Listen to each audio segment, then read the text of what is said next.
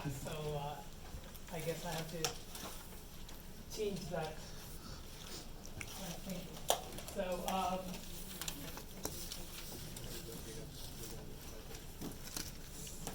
okay, so we have been talking about malware, and there are 2 points that I wanted to make.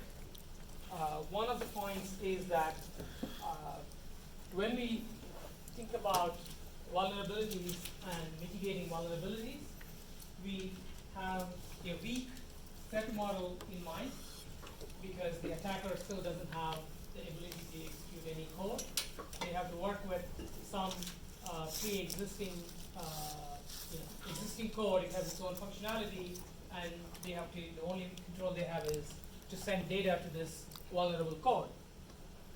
Whereas when you have malware, then the attacker has their own code, and therefore they can do many more things. And the kind of defenses that you can put in place against vulnerability exploitation simply will not work against malware. So that's this difference in the threat model is one thing that we need to keep in mind.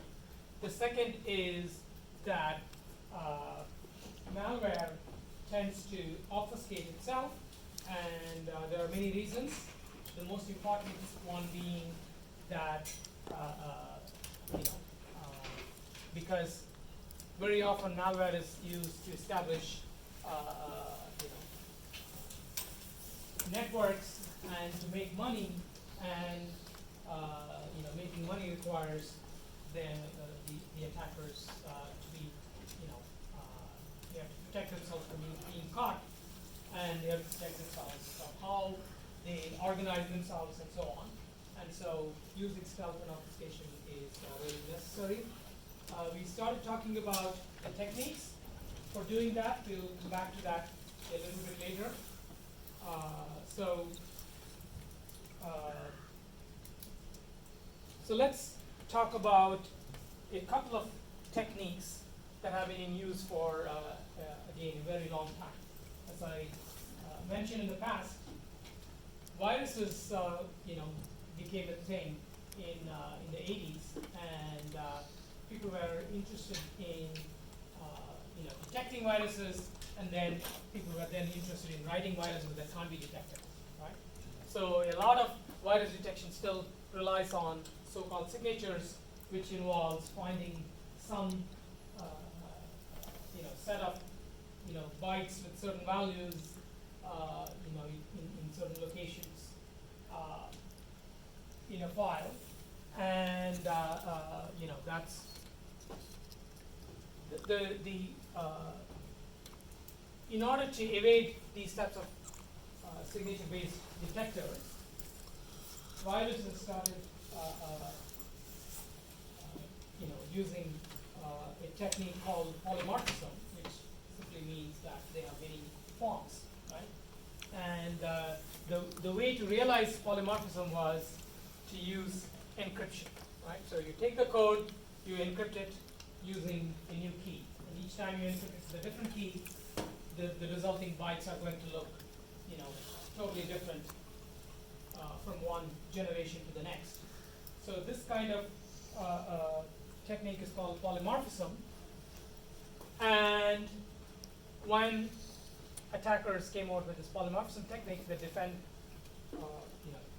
who are defending didn't stand idle, so they had their own ideas for getting around polymorphism. And basically, there are 2 techniques. One is that if you're going to encrypt, so the idea is that the code will remain in encrypted form until the virus wants to execute its payload. At that point, it will decrypt, and then it will execute the payload.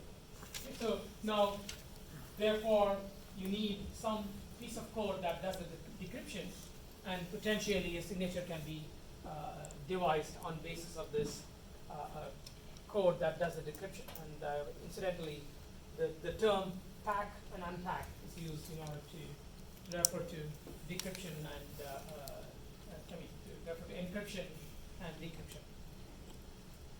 The second technique is sort of a dynamic technique where you specifically look for this attempt to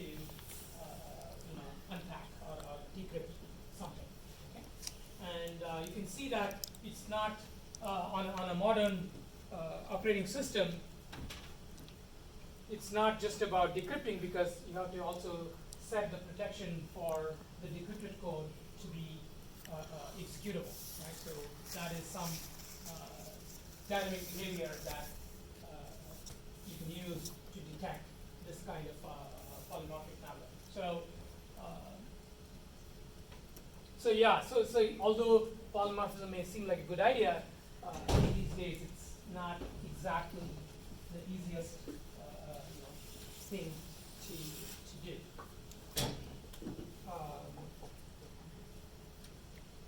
So because it was possible to detect polymorphic viruses, then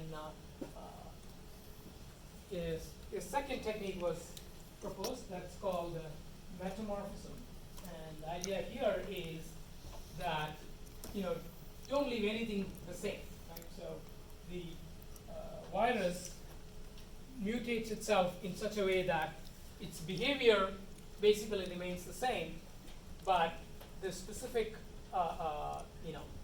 instructions that are used to achieve this behavior are changed. So you can think of it as a sort of a low-level binary transformation engine built into it, right? So basically what it does is it looks at the program examines the instructions in its own code and replaces it with equivalent instructions. Okay? So now if you do if you apply look for a signature, there is no more signature because everything is different now. Okay? So this was sort of a technique to completely defeat any signature-based detection. So it is possible to do this, but of course, it gets complicated, right? Because to build an engine that can, analyze binary code and transform it is, that makes the whole malware to be much more complex. Right? Probably, only a small part of the virus will actually be the payload. The rest of it is just this binary analysis and transformation engine. So it's something that is a nice idea, but it's not something that really took off in the wild in any major way. Okay, so that's polymorphism and metamorphism. Those are two techniques to deal with the specific signature-based detection of virus. But if you are not, talking about signature-based detection, but you're using, more complex, sort of analysis of the program, right? So maybe, it has a certain structure, it has certain, variable names, certain functions, certain use of APIs, right? So you could be triggering off of many things in the program. And so if the malware writer wants to be broadly resistant to many of these types of analysis, then they can engage in obfuscation. And obfuscation can be divided into two major categories. One is control flow obfuscation, which means that you are taking the control flow structures in the program, such as if-then else or loops or straight line code and or functions, right? So all of these you could modify them, right? So you could take a some straight line code, cut it up into many pieces and distribute it in different parts of the program and put jumps in between them, right? So now the dynamic behavior of this block of code hasn't changed at all. But if you look at the piece of code, then it's like spaghetti code, right? It's jumping from one place to another and back, and it's very hard for somebody looking at this piece of code to figure out exactly what's going on. Okay. So you can take a loop and divide it into two loops, or somehow combine two loops into one. You could take you know, your function and split it into two functions, or you can put, you know, take two functions that are typically used together and you know, combine them into one.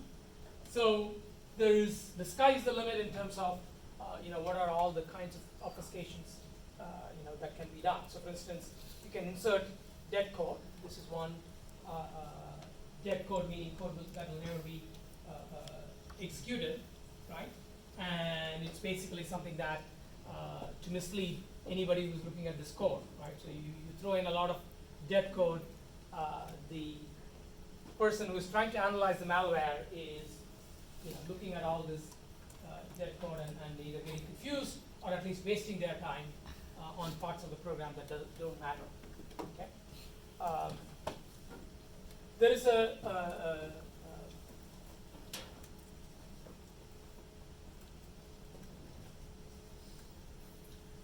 so another technique is, you know, to have conditional jumps. But if you have a conditional jump such that the condition will always be true, okay, then it will be the analysis may then be full, right? Because anytime you look at a conditional jump, you think, okay, the condition may be either true or false, and therefore both code paths are relevant, and one needs to analyze both of them, right? And so if you have a condition that's always true, and then you put dead code in the false path, then that's a very good way to confuse someone who's trying to make sense of the code. Okay, and the term opaque predicates is used to refer to the fact that there is a condition here, so that condition is the predicate. It is opaque in the sense that somebody who's looking at that condition won't be able to tell whether it's true or false, or whether it's always true or always false, and things like that, right? So in terms of making up these types of opaque predicates, you can think of, you know, there are, you know, essentially an endless supply of theorems from mathematics, right? So where a particular equation happens to be true, but it is not something that all of us would necessarily remember. And if you have those types of equations checked, well, you can't really tell whether it's, you know, true or false. But somebody who has, you know, gone through and picked a particular set of you know, equations that are known to be true, then, you know, they know that a particular path is going to be followed, but the person who's analyzing it is not going to be able to know. Right? And to make things, you know, even more complex, instead of having direct jumps, you can make them indirect jumps. Right? So you have a, you know, you compute the target address and you jump to the target address. And you can again, you can imagine that there is some complex arithmetic operation that is used to compute the target, but once again, the computation may be chosen in such a way that it is actually equivalent to something much simpler. But again, when you look at the code, you can't really tell that there's you know, that it is going to a particular location. So so essentially, it's totally hopeless, right? So if somebody wants to obfuscate their code, there is absolutely nothing that one can do to you know, cope with it, right? So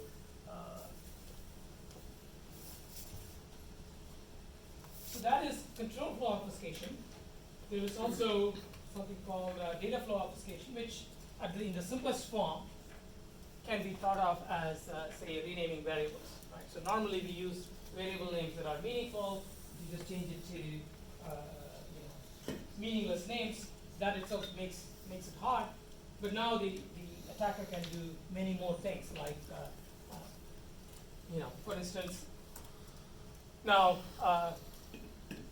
so let's say the original code uses A, right?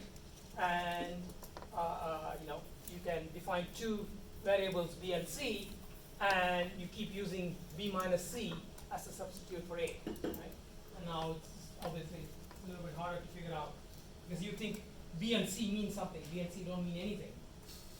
All they do is the only thing that means anything is B minus C, and so when you just look at the programming variable B and C, you are going to be confused or misdirected. And you can do things like data values can be encrypted. Put in extra levels of indirection. And you can even introduce memory errors. So under certain conditions, maybe you'll access something within an array. Under other conditions, maybe it'll overflow and access something else. So all of these simply make it extremely difficult to figure out what this piece of malware is doing.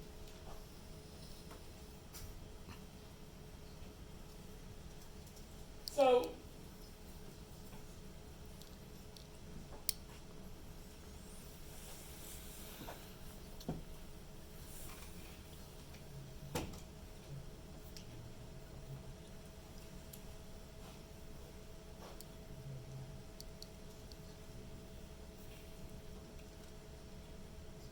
so far we talked mainly about static analysis, and then we talked about some of the things that you can do on the code. Right? Again, static analysis means you try to analyze the code without running it. Right? And dynamic analysis means your analysis involves running the code.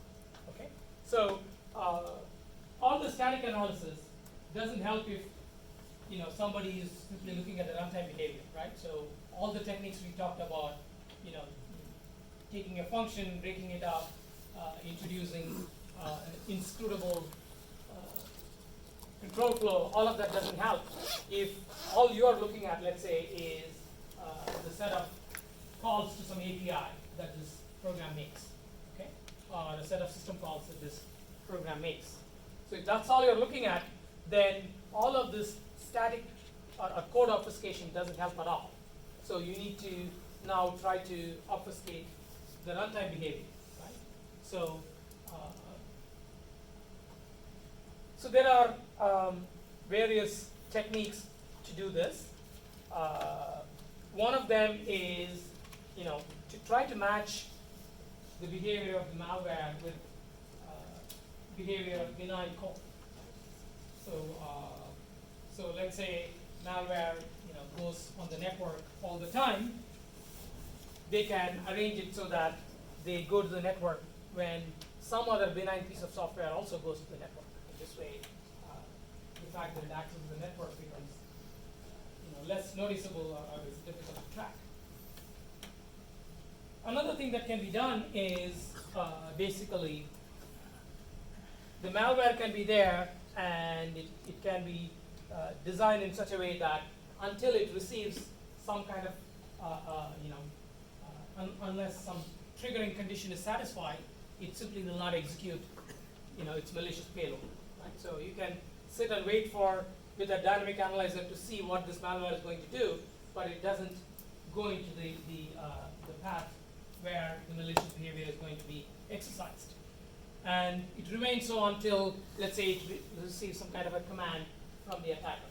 Right? So maybe there's a command, maybe just think of something very simple as having some kind of password check. If it has a password check, and only if the password check succeeds, only then it goes ahead and executes the payload. Then there's no way for you to guess the password, right? So you're somebody who's trying to dynamically analyze this piece of code is going to keep waiting, and it never exercises its behavior.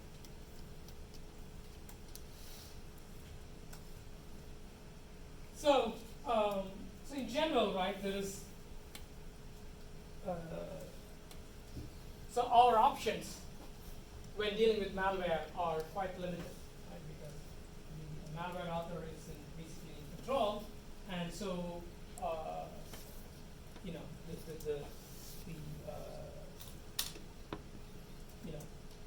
the wide range of defenses that we have in terms of dealing with vulnerabilities, we don't have them here. Okay? So,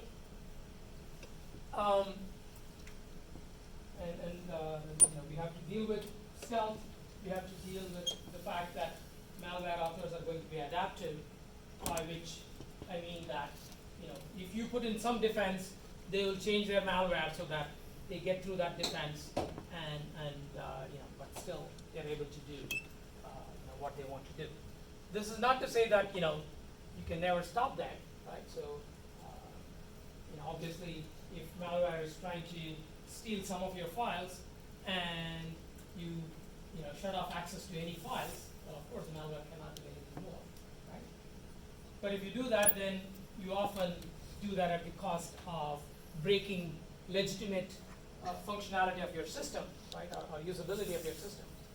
And the attackers count on the fact that you're not going to go that way because functionality is more important than security for most people.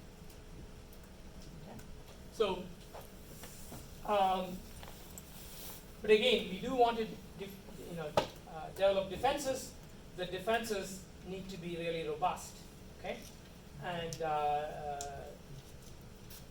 so there are several criteria or several conditions that we should pay attention to when we are dealing with malware. And one of these is complete mediation, which is one of the principles we talked about before. Right? Complete mediation basically says that if there are 10 different paths to get to a resource, then you have to check every one of those paths, or else the attacker will just use the path that you are not checking anymore, right? So that is the complete mediation. It just says that every access to the resource needs to be mediated and checked. Okay. The second thing is about evasion, right? So if you put in defense measures that can be evaded, then the attacker would simply evade them, right? So you need to think about what are all the possible ways that your defense can be evaded, and then you need to build in, design your technique so that it can prevent this kind of evasion.